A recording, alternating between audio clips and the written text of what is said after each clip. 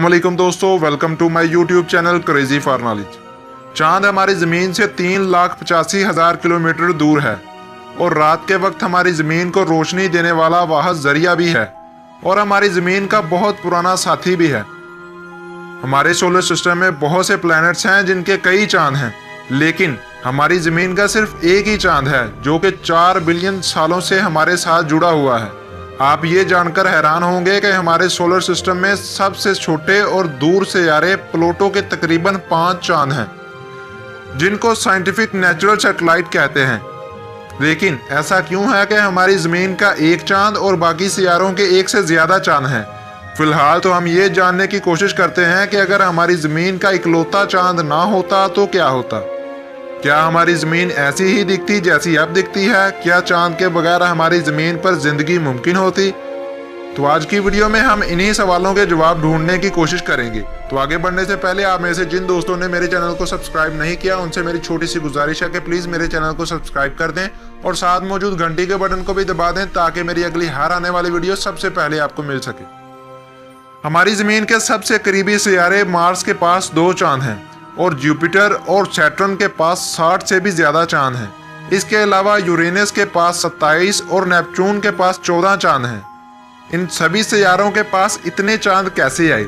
इन सियारों के पास एक से ज़्यादा चांद यानी साइंटिफिक नेचुरल सैटेलाइट होने की 3 वजहों में से एक वजह हो सकती है। एक वजह तो कोई बड़ा ऑब्जेक्ट किसी सियारे से टकरा जाए तो इस सियारे के अंदर से एक बहुत बड़ा टुकड़ा निकलकर उस सियारे का चांद बन जाएगा जो उस सियारे के गिर्द ऑर्बिट करने लगेगा, बिल्कुल उसी तरह जिस तरह हमारी ज़मीन के साथ हुआ। दूसरी वजह यह है कि सियारे अपनी ग्रेविटी की वजह से किसी पास में गुजरते हुए ऑब्जेक्ट को अपने साथ मिला लेता है और वो ऑब्जेक्ट उस सियारे का चांद बन जाता है। तीसरी और आखिरी वजह इक्वेशन डिस्क है। आपने अक्सर देखा होगा कि सैटर्न, जुपिटर, यूरेनस और नेपच्यून के गिर्द रिंग बने हुए होते हैं। ये रिंग्स दरअसल पत्थर, बर्फ या मिट्टी के पार्टिकल्स होते हैं जो कि उस प्लैनेट के इर्द गिर्द ऑर्बिट कर रहे होते हैं और अक्सर ये पत्थर, बर्फ और मिट्टी मिलकर एक बहुत बड़ा सा टुकड़ा बन जाता है जो बाद में चांद कहलाता है। और दूसरी तरफ वीनस और मरकरी के सूरज के करीब होने की वजह से उनके पास कोई चांद नहीं है।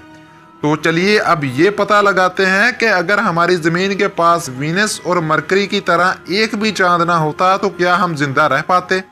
चांद के बगैर हमारी ज़मीन पर रात के वक्त अंधेरा छा जाएगा और लाइट के बगैर कुछ भी नजर आना मुमकिन ना होगा। आसमान में चांद के बाद सबसे ज़्यादा चमकीली चीज़ है वीनस, लेकिन वो हमारे चांद से 2000 गुना कम रोशन होती है और उसका हमारी ज़मीन तक रोशनी पहुंचाना मुमकिन नहीं है। लेकिन क्या चांद के ना होने से हमें कोई फ़र्क पड़ेगा? तकरीबन नहीं, क्योंकि रात के वक्त साइंसदानों ने मसनूई रोशनियां बना ली हैं जो तकरीबन चांद की कदर को बहुत कम कर देती हैं। लेकिन मसला ये नहीं है कि चांद का काम रोशनी देने तक ही ख़त्म नहीं होता, बल्कि ये उसके कामों में से पहला काम है। चांद के बगैर हमारा एक दिन 6 से 12 घंटे का होता, यानी कि आज एक साल में 1000 से भी ज़्यादा दिन और रातें होती। और इसकी वजह यह है कि चांद की वजह से ज़मीन की ग्रेविटी कम हो जाती है, जिसकी वजह से ज़मीन के घूमने की रफ्तार भी कम हो जाती है। और जहां ज़मीन 6 से 12 घंटे में चक्कर मुकम्मल करती है, वहीं वो चक्कर ग्रेविटी के कम होने की वजह से 24 घंटे में मुकम्मल होता है। चांद के बगैर समुद्री टाइड्स में काफ़ी फ़र्क पड़ेगा। मतलब ये कि समंदर का राइज और फॉल बहुत मुतासिर होगा। चांद के बगैर हम कभी सूरज ग्रहण और चांद ग्रहण को कभी नहीं देख पाएंगे। चांद के बगैर हमारी ज़मीन के इर्द गिर्द कुछ रहेगा ही नहीं जो सूरज की रोशनी को ब्लॉक कर सके। हम जानते हैं कि ज़मीन अपने एक्सिस पर 23.5 एंगल पर टेढ़ी है और इसी वजह से ज़मीन पर मौसम बनते हैं, लेकिन ये तवाज़ुन सूरज और रोशनी की वजह से बनता है। अगर चांद को निकाल दिया जाए तो ज़मीन का तवाज़ुन या बैलेंस बिगड़ जाएगा, जिससे हमारी ज़मीन चारों तरफ से बुरी तरह हिलने लगेगी। चांद के ना होने की वजह से समुद्रों पर बहुत बुरा असर पड़ेगा। ठंड का मौसम, बारिश का मौसम या गर्मी का मौसम रहेगा ही नहीं। सब कुछ पलक झपकाने से बदल जाएगा। हर 1 घंटे में मौसम का टेम्परेचर कहीं बहुत हाई और कहीं बहुत लो हो जाएगा।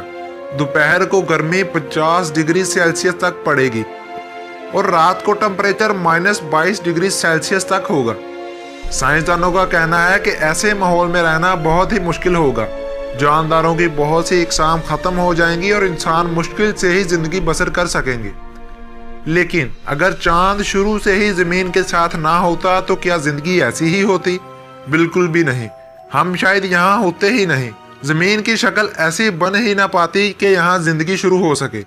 ये इसीलिए कि जब जमीन और चांद अरबों साल पहले नए नए बने थे, तब चांद जमीन से तकरीबन आधी दूरी पर था और जमीन के करीब होने की वजह से जमीन पर ज्यादा असर रखता था, और इस वजह से उस वक्त की तेज घूमती हुई जमीन काफी हद तक तवाजुन बरकरार रखने लगी।